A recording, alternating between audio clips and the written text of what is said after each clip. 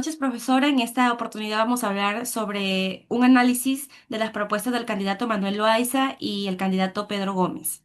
En las propuestas del candidato Manuel Loaiza tenemos punto número uno, emitir un primer decreto supremo que establezca que ya no será el Congreso, sino el Poder Ejecutivo el que apruebe cada año la ley del presupuesto, de manera que su gobierno tenga mayor discrecionalidad para definir en qué se gasta.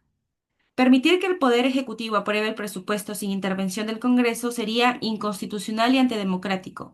La concentración del poder debilita los mecanismos del control y reduce la transparencia en el manejo de fondos públicos. El Poder Legislativo representa a la ciudadanía y supervisa el gasto estatal, por lo que su participación garantiza que el presupuesto responda al interés nacional.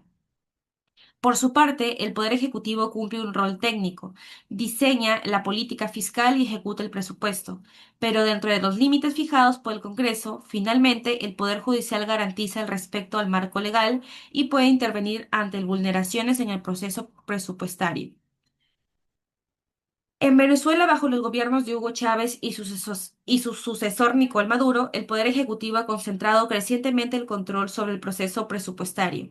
Aunque formalmente el presupuesto debe ser aprobado por la Asamblea Nacional, o sea, el Poder Legislativo, en la práctica, varios factores han permitido al Ejecutivo una gran discrecionalidad. Punto número dos, tenemos emitir un segundo decreto supremo que establezca que, debido a razones extraordinarias, el Poder Ejecutivo tiene la facultad de crear nuevos impuestos según considere mejor. Emitir un decreto supremo que permita que el Poder Legislativo cree impuestos por razones extraordinarias sería ilícito, ya que según el artículo 74 de la Constitución del Perú, solo el Congreso puede legislar en manera tributaria. El Ejecutivo solo puede hacerlo si él delega esa facultad mediante una ley. Esta propuesta rompería la separación de poderes, vulneraría el principio de la legalidad tributaria y generaría inseguridad jurídica. Además, afectaría la transparencia y el control democrático en el manejo fiscal, debilitando el Estado de Derecho y poniendo en riesgo la estabilidad institucional y económica del país. Por ejemplo, en marzo de 2020, el Congreso de la República otorgó al Poder Ejecutivo facultades legislativas por un lapso de tiempo, que incluía la capacidad de crear, modificar o eliminar tributos, con el objetivo de tomar medidas rápidas para enfrentar la emergencia sanitaria y económica.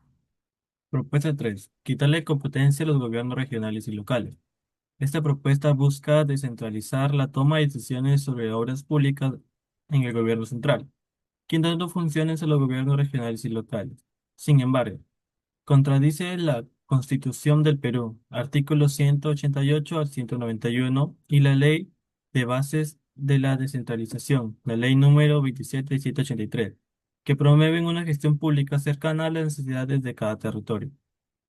Centralizar decisiones que puede generar la desconexión con la realidad local, obra mal ubicadas y mayor burocracia. Además, se pierde participación ciudadana, ya que la gestión se aleja de los ciudadanos.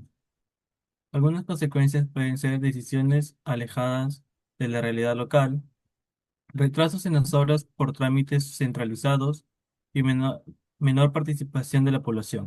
Un ejemplo, el proyecto Majes Sigas segundo en Arequipa tuvo retrasos cuando el gobierno central asumió el control entre 2019 y 2020, generando conflictos con autoridades regionales.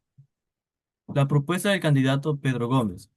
Uno, emitir más billetes sin retirar los actuales.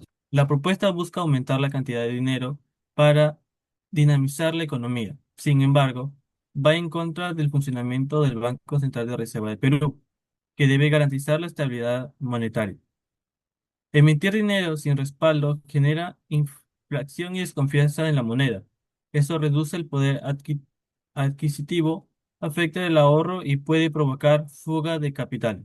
Algunas consecuencias son el aumento de precios, desvalorización del dinero y menor inversión privada.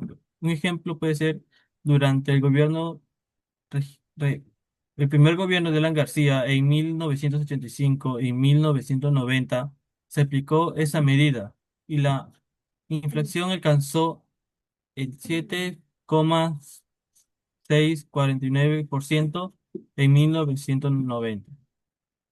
El INTI colapsó y fue reemplazado por el Nuevo Sol. Bien, consiguiendo, vamos a hablar sobre prohibir la inversión privada en la minera y pesquera. Según una propuesta de prevención, participa el sector privado de las industrias como la minera y la pesca. Plantea una intervención del Ejecutivo que implicaría reedificar los límites entre lo público y lo privado en la economía. Sin embargo, el artículo 58 de la Constitución peruana establece que el desarrollo económico se basa en la economía social del mercado, donde el Estado actúa como promotor y regulador, pero no como el único actor. Congreso de la República del Perú. En 1993, en el artículo 58, modifica esta estructura desde el Poder Ejecutivo, requería reformar constitucionales como lo que implica la participación del Poder Legislativo y posiblemente de un referéndum según el artículo 6. El Congreso de la República del Perú, saltarse de este progreso sería una violación directa al equilibrio entre estos poderes. Además, en la práctica, una medida de este tipo afectaría severamente a regiones que dependen de una intervención minera y pesquera.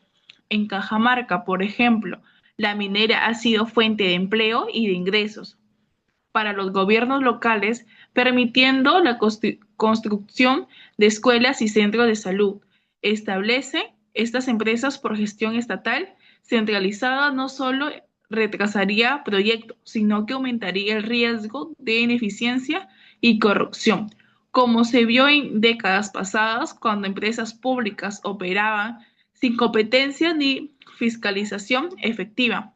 Cuando el Ejecutivo asume funciones económicas sin respetar los límites impuestos por los otros poderes del Estado. Se rompe el principio de separación de poderes que se fundament, que, que fundamentan para evitar autoritarismo, concentrar actividades productivas del gobierno nacional, también de los gobiernos regionales y municipales, que pudieran autonomía y recursos.